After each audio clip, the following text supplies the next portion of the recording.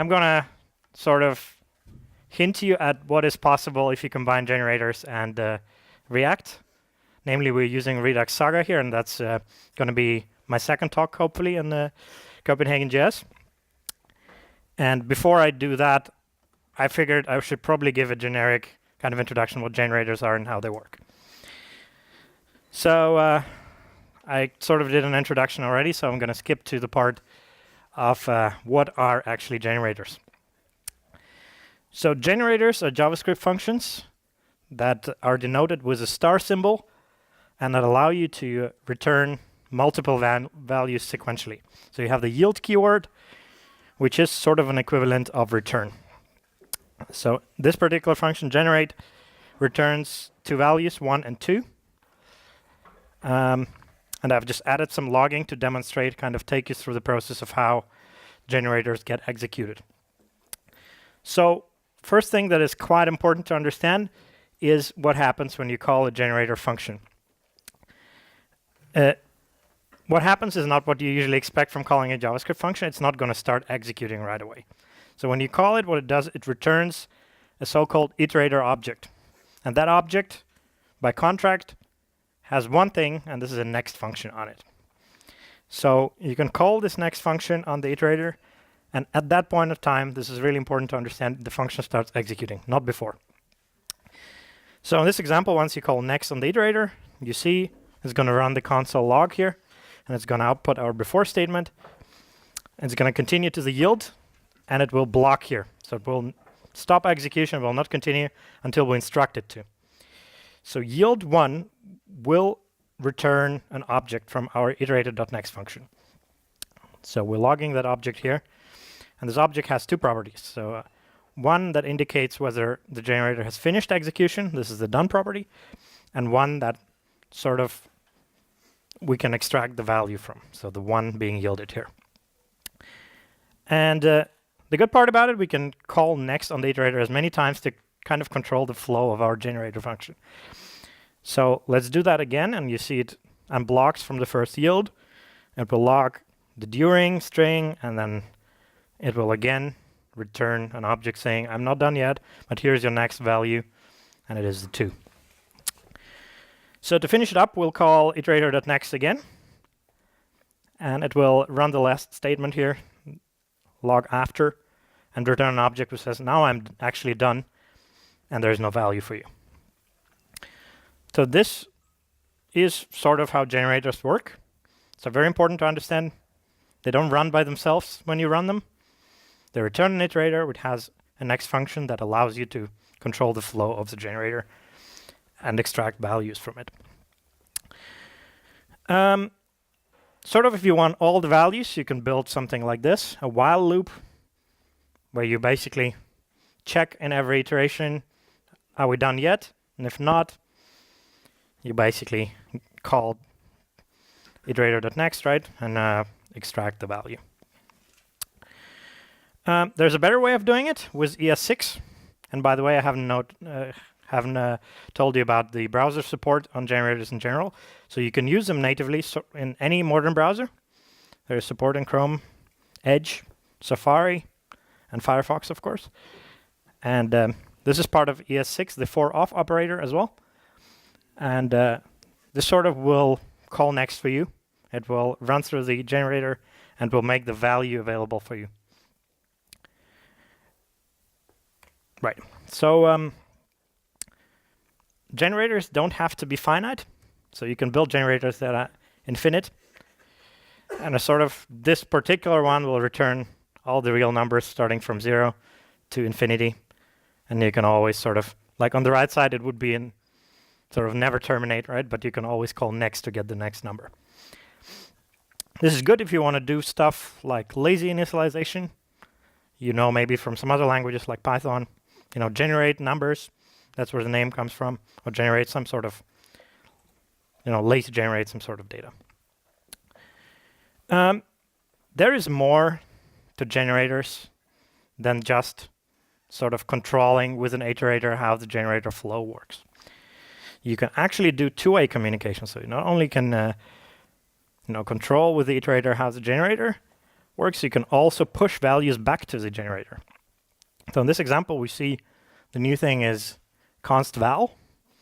So when we yield a value from the generator, we can also push back a value, and it gets assigned to our val variable. So let's run through that quickly. Basically, we call the generate function, which returns an iterator. So far, nothing new. We'll call next on the iterator. It will start executing. It will yield number 1. So it returns an object saying value is 1. We're not done yet. And then sort of it blocks, right? And then we need to call next on the iterator again to unblock it. And when we do it this time, what's new is we pass a value into the next function. So this is number 2. And this value gets pushed into the generator. So in the next step, we unblock the generator and the value gets assigned to the value variable. Then it continues. We'll log the value. We yield 3, so the object gets returned from our next call, and we sort of block again. So just to complete all of this, we call next again, and then we terminate. So in this way, you have a way of communicating between the generator and iterator both ways. You would ask a logic question, probably, why is that useful? Well, you can use it to make asynchronous code look synchronous. Which is sort of, if you're used to doing asynchronous code, you know, like you're either using callbacks or you use promises, and it can still, like, promises was supposed to be a solution to callback hell, but you still sort of can, end up doing a lot of nested promises. So here is an example. On the left side, you see a function that returns a promise. So in this case, I use the fetch, which will return a promise and do an Ajax call. On the right side, you see sort of the usual function that will use this call Ajax function and subscribe to promises. And when the first call is resolved, it will log step 1. Then it will do a second Ajax call. And when that one is resolved, it will log step 2. So pretty simple logic, but still looks kind of very nested, right? Not really super readable compared to the same behavior implemented with generators at the bottom. We have the sync function. It will yield call Ajax, so it will call Ajax, and it will block there until the promise that is returned from call Ajax is returned. It will then log step 1, do another Ajax call, wait again, and then log step 2. So I think that looks way more kind of readable. And it looks very much like asynchronous code. So you can easily refactor it to be synchronous, asynchronous, and back and forth, and also easily test it. So how do we achieve this sort of an effect? So naturally, there is no support for promises in generators.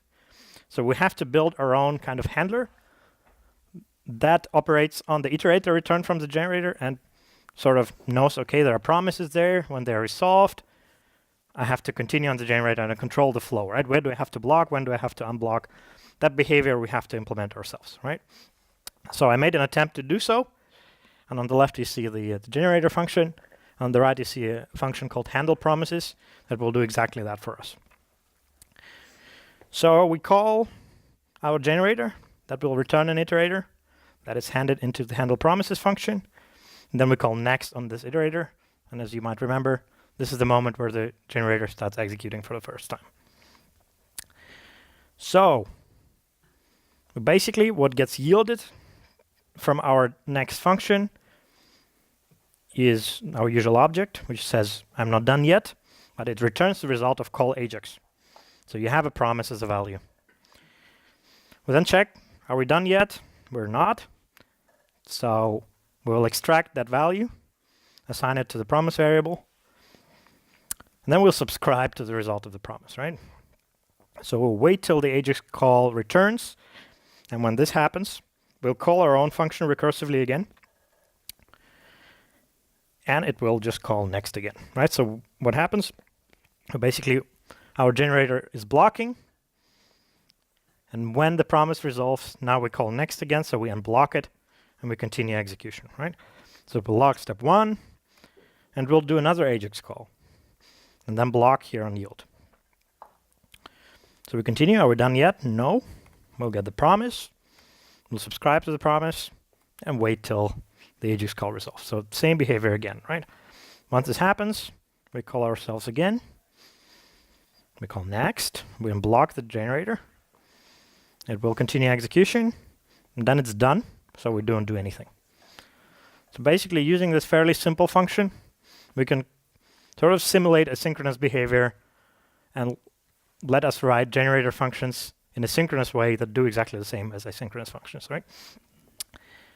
Obviously, this was just an example to illustrate this kind of flow. You don't have to actually implement this yourself. There are libraries that do that for you, one being Task.js, for example. Or you can use Redux Sagas, which do similar things, right? In your Redux flow, kind of allow you to sort of handle your side effects like Ajax calls in a synchronous looking way with generators. There's one more thing that kind of connects to this. We have ES6 async and await statements. How many of you have heard or used this? So a lot of people, right? So it works in the same way, sort of allows you to do exactly the same as what we have on the left, which is our generator function, just with a different syntax. Make kind of asynchronous stuff look synchronous, and just use async and await keywords instead, right? So we mark a function as asynchronous, and then with the await keyword, we sort of block on promises until they're resolved, right? So we call Ajax the same function. The value gets assigned. So exactly the same, right? This is nice. Leads to more readable code. And you ask, why should I use generators instead, right? So this is kind of a topic of my next talk that hopefully those of you might be interested in who use Redux. And this is what Redux Saga looks like. So Saga is basically a generator function which can not just kind of wait on promises, but has a lot of different other behavior as well, using so-called Saga effects. So you can basically, to keep it simple, you can block on actions, on Redux actions. So you can wait until an action happens, then you can make Ajax calls, block on promises. You can dispatch Redux actions, and do a lot of other neat stuff. So all kind of in a synchronous looking way. So if you're interested in that, attend my next talk where I'll show you some examples of how you can orchestrate a lot of synchronous behavior, right? Kind of make them race or make them sort of similar behavior like promise.all, where you wait for all promises to resolve in a really nice way. That is it from me. Hope you enjoyed it.